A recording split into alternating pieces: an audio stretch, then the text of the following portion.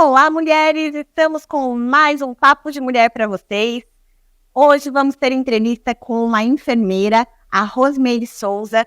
Também fique ligado nos nossos quadros com dicas sensacionais das nossas profissionais. Tudo aqui no Papo de Mulher, agora para vocês.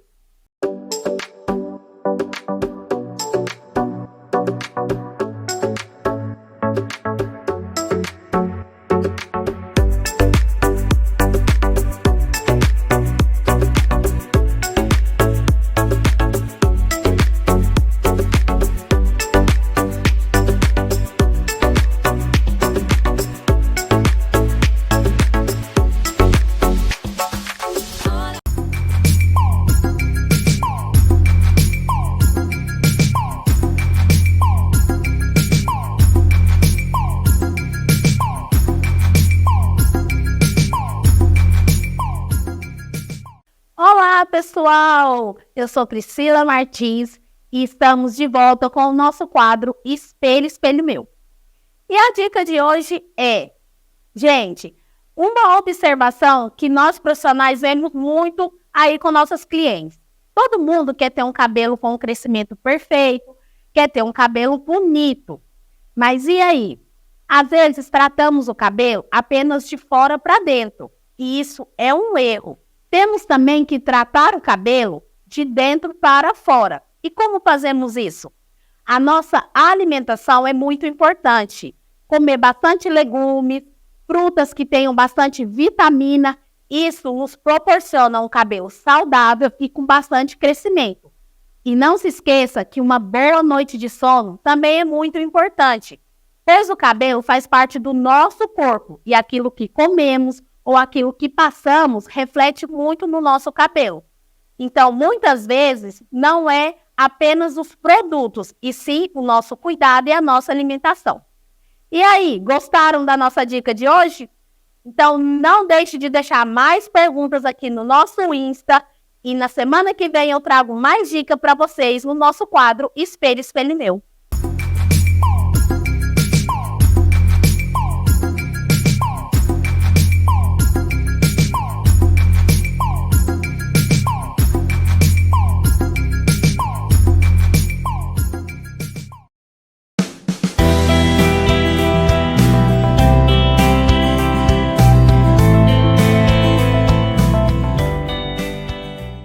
Olá, mulheres! Sejam muito bem-vindas ao Papo Digital. Eu sou a Jailma Jacinto e hoje nós vamos falar sobre uma plataforma nova do Meta, que é o Threads. Threads foi desenvolvido em 2019 para competir com o Twitter. Porém, lá em 2019 não obteve muito sucesso. E aí, agora, em 2023, em julho mais precisamente, foi feito aí o lançamento, o relançamento, na verdade, do Threads, onde atingiram um grande número de usuários, mais de 1 bilhão em uma hora. O Threads, na verdade, é do Meta, que é Instagram, Facebook, e essa plataforma permite que você possa compartilhar as suas publicações, tanto no Facebook quanto nas outras redes sociais, como o Instagram. Você pode estar compartilhando no feed, nos stories. Além disso, o Threads você pode também estar colocando a sua bio, de acordo com o que está no Instagram, ou fazer uma diferente. Lá no Threads também você pode estar colocando links, assim como no Instagram. Então, links da sua página de vendas, do seu WhatsApp, ou até mesmo do seu site. No Threads também, você pode estar publicando vídeos de até 5 minutos, fotos, carrossel, e você pode também, no caso, textos de até 500 caracteres. Neste caso, você não precisa necessariamente fazer uma conta somente nesse aplicativo. Você pode estar usando a sua conta e integrando a sua conta no Instagram. E você já utiliza o Threads? Se sim, deixa aqui nos comentários se você já se adaptou a usar essa nova ferramenta aí para se comunicar com a sua audiência. Eu espero vocês na semana que vem com mais um Papo Digital. Até mais, pessoal!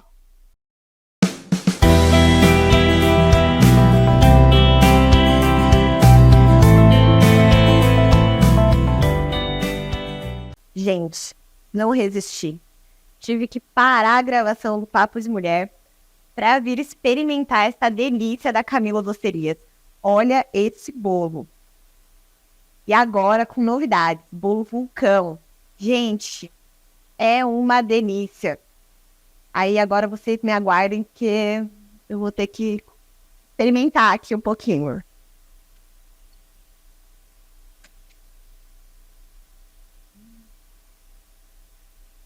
Incrível.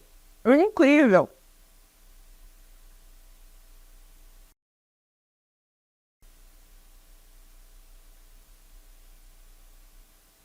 Muito bom.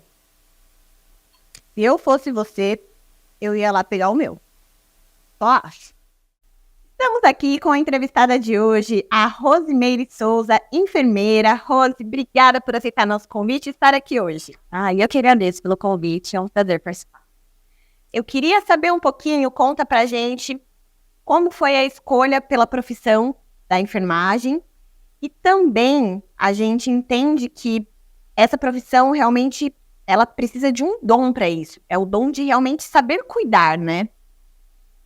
É um desafio, né? Eu já estou há 16 anos na profissão, então hoje parar para pensar e refletir o que me levou a isso é bem gostoso. Porque no início, você vai assim, vamos tentar enfermagem, eu gosto do cuidado, eu tenho uma imagem do que é isso dentro do hospital.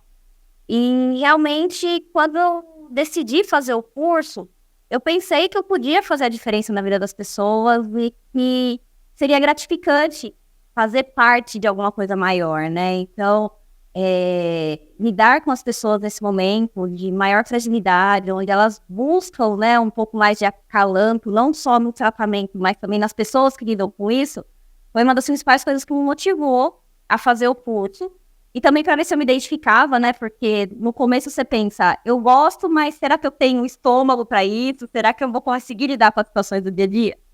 Então, era uma vontade e ao mesmo tempo um medo de será que eu vou conseguir cumprir um propósito que eu tô querendo ter, né? E aí eu comecei como auxiliar de enfermagem, enfermei aqui na FIEC, em Indaiatuba mesmo.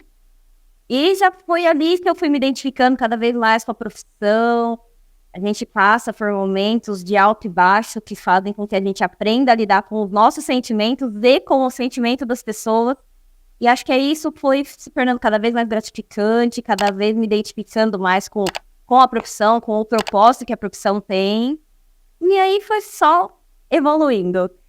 Eu acho que a gente percebe que a cada dia que passa as pessoas estão menos exercendo esse lado humano, que é muita gente para atender, a gente entende que é uma correria, hospital geralmente é um ambiente pesado, né, difícil, porque ninguém vai ali porque tá bem, sorrindo, né, é um momento de dor, de doença, de perda, e saber lidar com isso é muito difícil, a gente não está acostumado a perder alguém que a gente ama. Como que é? Porque você também pega um carinho pelo paciente, né, é um convívio diário e de repente vem a perda. Como que fica? É bem complexo porque cada paciente é um paciente e não importa o tempo que a gente passa com ele, se foi rápido, se foi um tempo mais longo, para a gente ter essa afinidade. Então, eu trabalhei muito em pronto-socorro, em unidade de terapia intensiva, então eu trabalhei com os dois extremos. Aquele paciente que passava rapidinho e aquele que ficava mais tempo. Trabalhei em clínica, com atendimento ambulatorial. Então, essa questão é que hoje eu sinto um pouco mais de fragilidade no cuidado com o trabalhador da saúde. Porque a gente tem que todo dia se reconstruir. A gente, apesar de ter o conhecimento técnico, de ter toda a parte científica bem estabelecida, em saber como cuidar, em saber como fazer o procedimento efetivamente, o mais difícil é lidar com as emoções. Porque é isso, a gente, por mais que esteja ali exercendo a profissão, não é comum perder alguém. Não é comum dar o braço a torcer e falar, nossa, a gente não conseguiu resolver esse problema.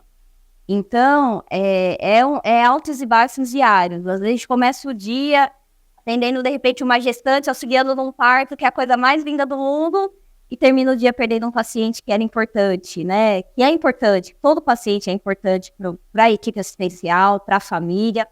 Então, a gente vive essa oscilação de 0 a 100 todos os dias. Então, entender que tem pessoas preocupadas com a saúde do colaborador da saúde é uma das grandes fragilidades que eu percebo hoje. Eu nunca tinha pensado nisso, né? Que, imagina, a família perde um ente querido, vocês perdem todo dia uma pessoa querida. Exatamente. E no outro dia tem que estar ali de novo, passar por tudo aquilo de novo, né? Um nascendo, o outro partindo. É um misto de emoção. E o grande desafio é não banalizar. Por que banalizar? Porque, às vezes, quando uma coisa começa a se repetir todos os dias para você, pode deixar de ter a importância que tem. Então, eu passei por esse momento de, tudo bem, a gente perdeu, mas começou a ser comum. E quando eu tive consciência disso, eu falei, não, tem algo muito errado. Porque não é comum. A gente está perdendo o paciente, mas aquela sensação de enxergar isso como uma coisa comum começou a me incomodar. E aí foi onde eu entendi o quanto a gente precisa, como profissional da saúde, de suporte emocional. Eu acho que a chave aí, né, a chavinha que vira, é que principalmente, eu nunca tinha parado de pensar nisso, e isso me veio muito à tona agora, é a questão de vocês terem um apoio emocional mesmo, um terapeuta, porque é muito difícil de lidar. Em contrapartida, a gente sempre vê que a mulher, ela se cuida mais que o homem. Ela procura mais, né, ajuda, fazer um check-up, exame. Isso continua ou está melhorando? Eu acho que está melhorando. Eu acho que devido ao movimento de melhorar a informação, de ter mais informação, então eu acho que tanto a mulher quanto o homem, ele está procurando se cuidar um pouco mais hoje em dia. Mas a mulher ainda, com certeza, é quem mais procura ajuda. E o mundo pós-pandemia? O que mudou? Porque mudou muito, né, gente? Mudou muito, né? A condição de se adaptar hoje se tornou um fator, assim, um divisor de águas. Quem se adapta mais rápido sobrevive. Então, a gente percebeu que com a pandemia, nós tínhamos estruturas de saúde que não tinham uma mente tão aberta, não conseguiam olhar o todo, eram muito focados ou numa especialidade, ou numa patologia em si. E com a pandemia, esse leque veio de tipo, será que eu estou olhando para todas as possibilidades? Será que eu estou preparado para tudo? Então, eu acho que os serviços de saúde como um todo, eles cresceram muito. A gente saiu do patamar de, tipo, estou olhando só um pontinho e estou começando a ver o contexto geral. E, assim, a gente teve 2 extremos. Teve pessoas que aprenderam muito com a pandemia, né? Então, em termos de mudar contexto de vida, prioridades, valores. E tem aquelas pessoas que não mudaram nada e acho que ficaram um pouquinho piores do que eram antes da pandemia. Então, você vê muita gente muito crítica, muita gente muito oportunista, porque a pandemia foi isso, ela melhorou muitas pessoas, mas ela também comprometeu, eu acho que o raciocínio de muitas. Então, a questão do oportunismo, a questão do sempre ganhar vantagem, para algumas pessoas ficou um pouco mais saliente, veio mais à tona a coisa toda. Então, assim, na área da saúde, a gente vive muito disso, né? Atualmente, eu trabalho com qualidade e segurança do paciente. Então, o meu foco é observar o que a gente pode melhorar dentro dos processos de saúde para transmitir um cuidado melhor e uma experiência melhor para o paciente, e também o foco em todos os processos de segurança. Então, tudo que pode dar errado, o meu papel hoje é olhar para aquilo e falar, olha, se pode dar errado, o que a gente vai fazer para se anteceder e não deixar dar errado? E dentro desse contexto, a gente vê pessoas, às vezes, que tem um familiar que está passando por uma condição, e ele não está preocupado com o familiar. Ele está preocupado em achar uma brecha para processar a instituição para ter vantagem sobre isso. Ao passo que outros estão ali, você vê aquela família toda empenhada em cuidar do paciente, em querer o melhor, e aí você vê o seu trabalho aparecendo, porque você atende a expectativa da família, atende a expectativa do paciente, e você realmente se sente recompensado no final disso. Então, é muita emoção para lidar. Imagina você conseguir mudar, literalmente, salvar a vida de uma pessoa e fazer a pessoa se sentir um pouco melhor no momento que ela tá tão fragilizada, né? Que ela tá realmente sem esperança, sem expectativa nenhuma. Porque geralmente, quando você não tá bem, você vai no médico. E a maioria das pessoas tem, né, aquela coisa de ir no médico quando realmente está morrendo. Então, o tratamento, né? O tratamento como humano, eu acho que faz toda a diferença, sempre vai fazer. Exato. E a gente fala, né, dentro do hospital, a gente nunca trabalha sozinho. Somos uma engrenagem onde um acaba ajudando o outro. Então, hoje, quando a gente fala em qualidade, segurança, experiência do paciente, a gente está tentando trazer para ele não só o melhor cuidado, o melhor recurso, a melhor tecnologia.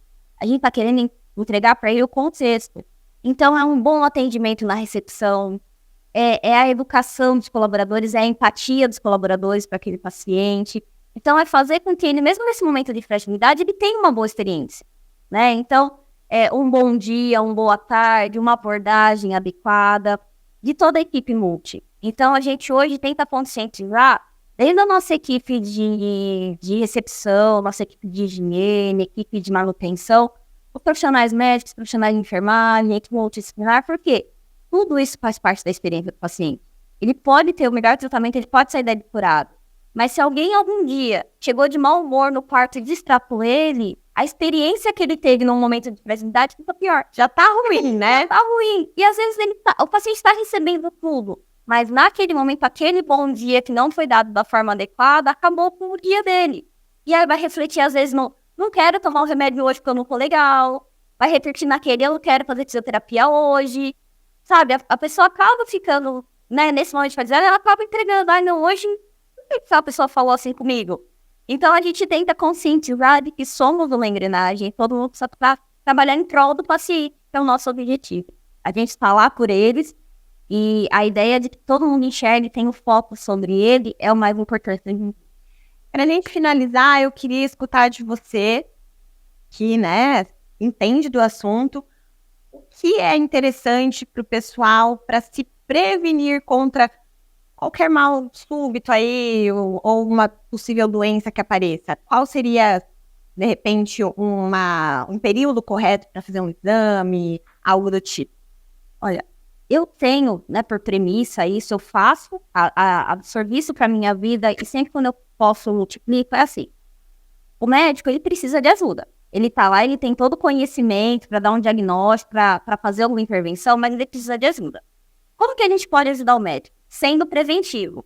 Então, se a gente mantiver uma rotina de check-ups anuais, a gente consegue ajudar o médico, dar subsídio para ele também tratar a gente da melhor forma. Então, se eu faço meus check-ups anuais. Se do ano passado para cá aconteceu alguma alteração, o médico tem o histórico. Ele vai saber que eu fiz o check-up ano passado, estava tudo ok, e esse ano tem alguma diferença. Fica mais fácil, eu diminuo o tempo que ele tem que rastrear para tentar identificar aquela patologia. Então, pode estar ligado a estresse, pode estar ligado a um período onde eu passei por alguma situação difícil, pode estar ligado aos meus hábitos alimentares, ao meu estilo de vida. De repente, eu tinha um estilo mais saudável, passei por algum problema, ou um trabalho, né, que às vezes acaba mudando a nossa vida. Mas eu tendo um check-up anual, eu consigo ajudar o médico a me ajudar. É um histórico, Então, né? É um histórico. Puxar o histórico, a ficha. Exato. É ser preventivo. Hoje, o que a gente não tem por é ser preventivo. É o que você falou. Geralmente, a gente procura um médico, ou a maior parte das pessoas procura um médico quando já está doente. Ou quando já tem alguma dor, ou quando já tem algum problema. Se você procurar quando você não tem nada, significa que você está bem. E ali o check-up é só para afirmar que você está bem. E aí, quando você tiver, de repente, algum processo diferente disso, você sabe até para que caminho ir. Então, isso auxilia muito as equipes como um todo. E aí, a gente geralmente fala do médico, mas todos os profissionais da saúde que você procura, um fisioterapeuta, um nutricionista, quando ele já sabe como está a sua saúde, fica mais fácil dele dar continuidade a isso. E faz toda a diferença para a sua vida, para a nossa vida, e colabora aí e ajuda também o pessoal, o médico, a você mesmo e a sua saúde, que é o mais importante. Rose, obrigada. Muito obrigada pela entrevista. Passa as redes sociais para a gente seguir você. Hoje eu tô com o Instagram, é Rose Souza, e o Facebook, Rosemary Souza.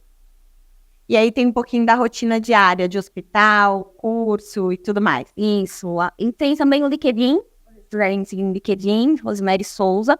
Lá vocês vão ver um pouquinho da minha trajetória profissional, vão ver os cursos, vão ver todos os trabalhos que eu já participei, os hospitais que eu trabalhei ali e a atuação que a gente fez. Vamos cuidar da nossa saúde, né, gente? Obrigada, é isso.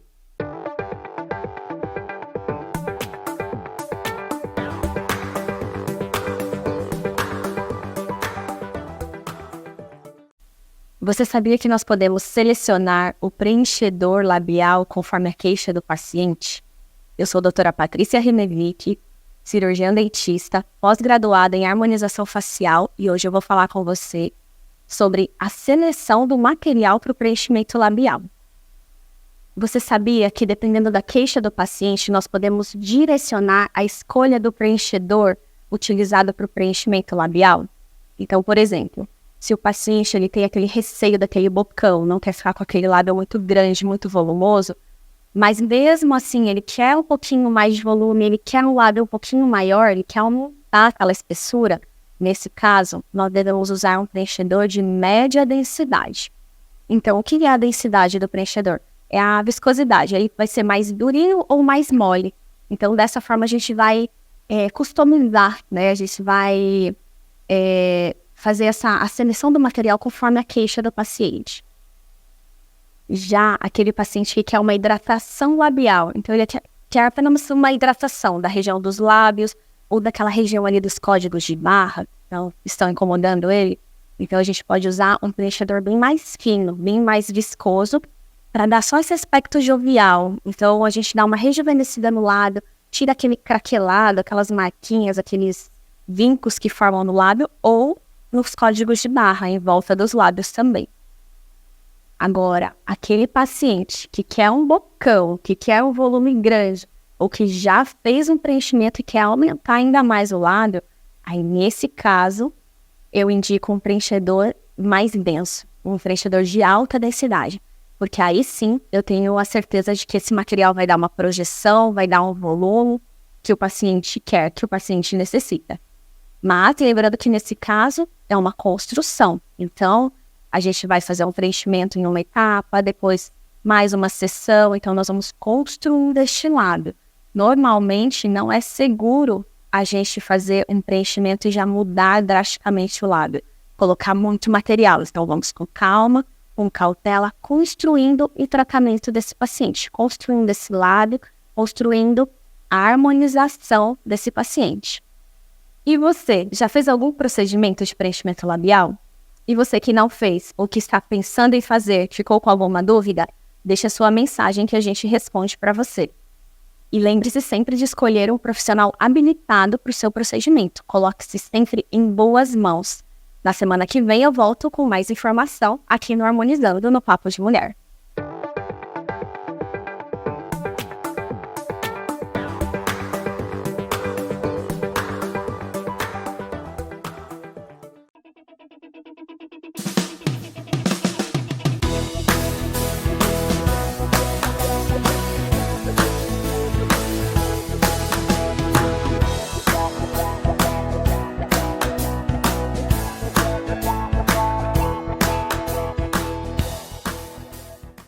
Olá, mulheres! Eu sou Bruna Ribeiro, maquiadora profissional, e estou aqui para deixar uma super dica de maquiagem para você. Vamos lá?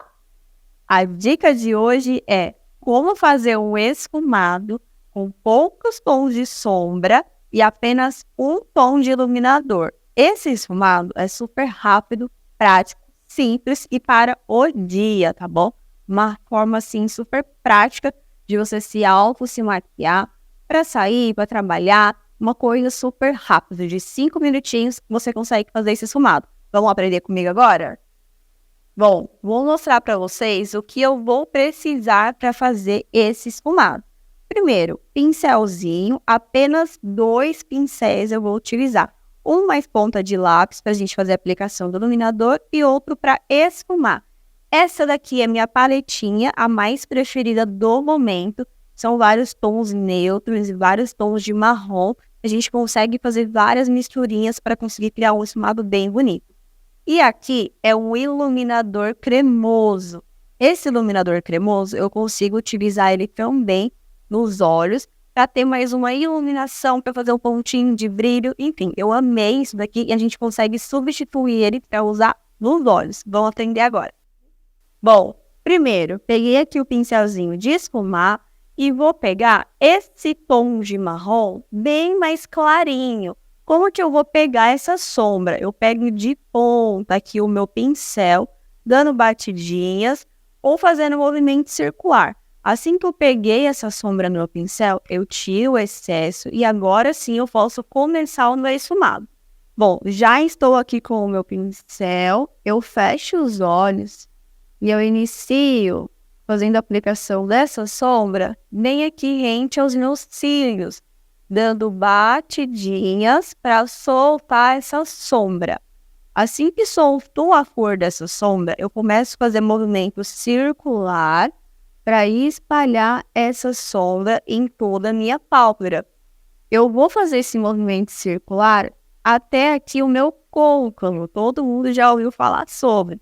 Então, você vai encaixar o pincel exatamente ali para que essa sombra fique bem suave, tá bom? Continuo fazendo um movimento circular. Olha só como essa sombra é boa, gente. O pouquinho que eu peguei, ela já esfumou tudo isso daqui, ó. Ela já espalhou bem. Vou pegar mais um pouquinho e repetir essa ação. Peguei novamente mais um pouquinho de sombra e eu vou fazer o mesmo movimento. Para quê? Para reforçar um pouco mais o tom dessa sombra nos meus olhos. Movimento circular. Vou passar aqui também toda a pálpebra móvel para ficar um esfumado em tom de marrom. Se você sentiu que ficou marcadinho esse esfumadinho aqui em C, como que você tira essa marcação? Com o mesmo pincel, você vai jogar a sombra lá para fora. Mãozinha bem leve, segurando no pincel. Aonde está a marcação, você joga ela lá para fora, ó.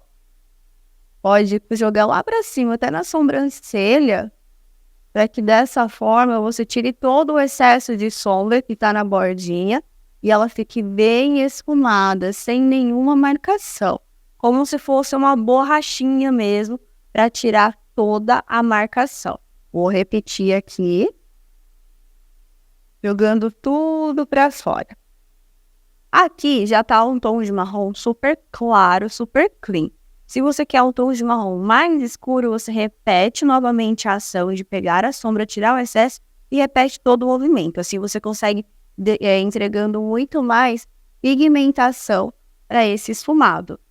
Eu estou olhando aqui, como eu quero esfumado bem dia, para mim já está ok desse formato. O que eu vou fazer agora? Eu vou trocar o pincel, pegar aquele de pontinha de lápis e vou fazer a aplicação do iluminador aqui no meio. Agora eu peguei aqui o iluminador cremoso e o pincelzinho mais chanfradinho, mais pontinha de lápis. Vou pegar ele é bem cremosinho mesmo, é tipo uma pastinha esse iluminador, ó. Consigo aplicar ele facilmente, tá vendo como ele desliza?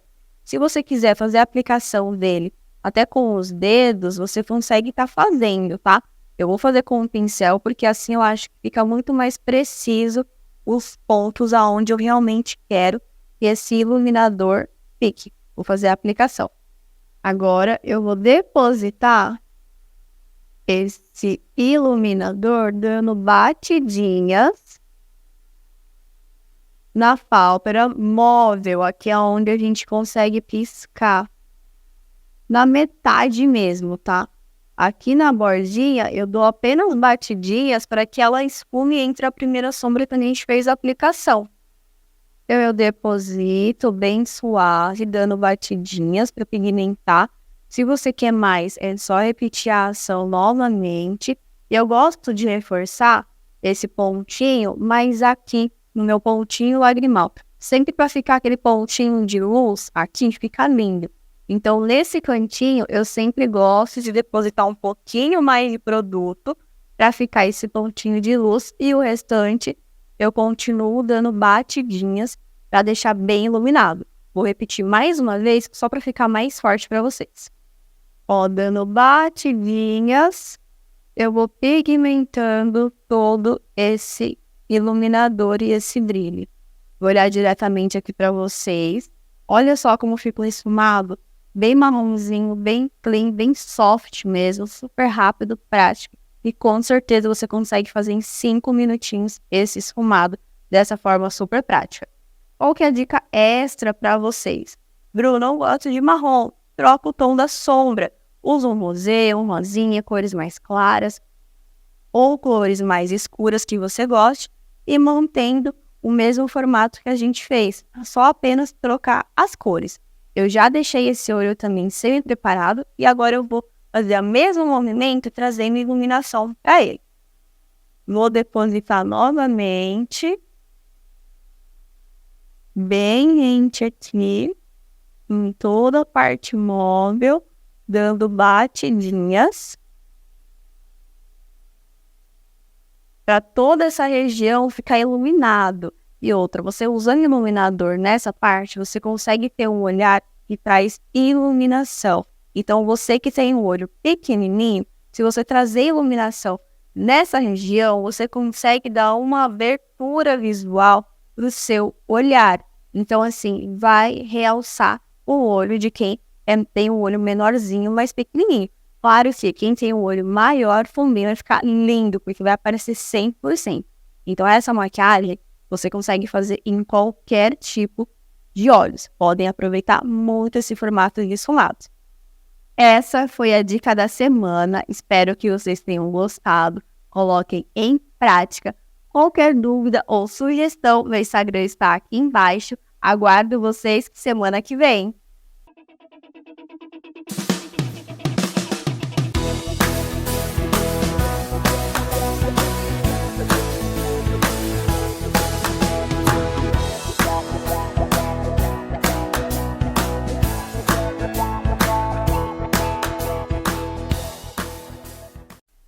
Meninas, gostaram do programa de hoje? Eu espero que sim. Estamos aqui na semana que vem com mais um Papo de Mulher para vocês. Não esqueçam de seguir, compartilhar, curtir, marcar suas amigas no nosso programa. E semana que vem tem mais Papo de Mulher para vocês.